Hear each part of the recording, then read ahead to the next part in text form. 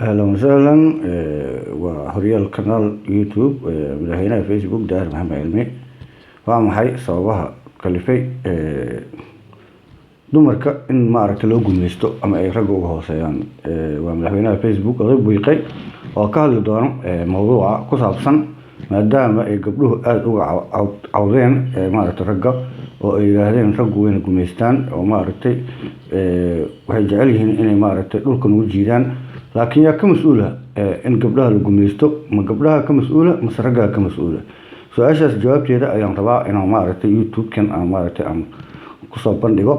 casharadana waa socod doonaan oo aqoon kororsiga ah haddii ilaahay yiraahdo wax badan oo ku saabsan ragga iyo dumarka ayaan ugu talagalay YouTube-kan inaan uga hadlo social media aan soo dhigo waxa waaye sababaha kow horta raggu ma jecla gabar maaragtay ka sareysa waa aragteen Ilhaan Cumar oo maaragtay ah gabar maaragtay Afrika ama Muslim gabadhii labaad ama gabadhii koowaad oo Congress-ka Mareykanka soo gashay ah meesha ay darajo ka gaartay waa aragteen bariga hore maaragtay ninka ay kala tageen waxay isqabeen muddo maaragtay 18 sanadood ku dhawaad ah sababta lagu kala tagay waa maxay waxay tahay waxa waaye Ilhaan Cumar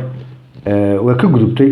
xadkii maaragtay naagnimada waxay gashay xuduudii raganimada waayo waxay noqotay qof maaragtay ayadu maamulka gacanta ku hayso oo maaragtay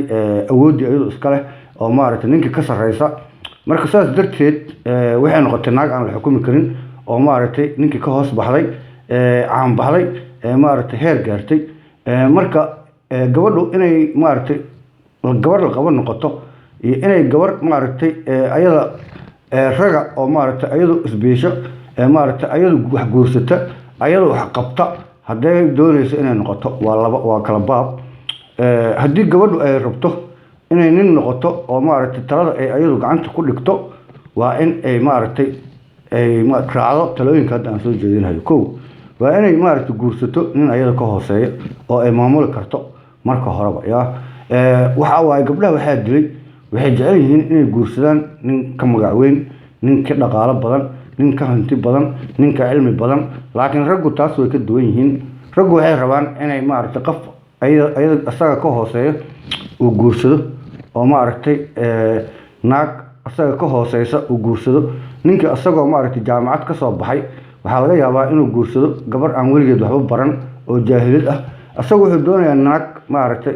u dhaqanta oo maaragtay ka dambaysa oo ka amar qaata ninka ragga saasuu rabaa dumarkuna haddii ay rabaan inay ragga la mid noqdaan waa inay ayaguna doorashada ay dooranayaan ay ku doortaan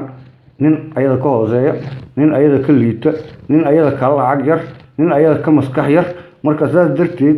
cabaadka gabdhaha iyo ooyinta gabdhaha ayaga iska mas'uula ayaga ka mas'uula meesha ay hadda joogaan oo ah in maaragtay ay dhahaan waana la gumeystaa waana la adoonsadaa raggu waa xun yihiin teeda kale waxaa jirto gabdhuhu inay ayagu doortaan rag xun iyo rag wanaagsan waa jira gabadhu ayadaa ninka xun dooranaysa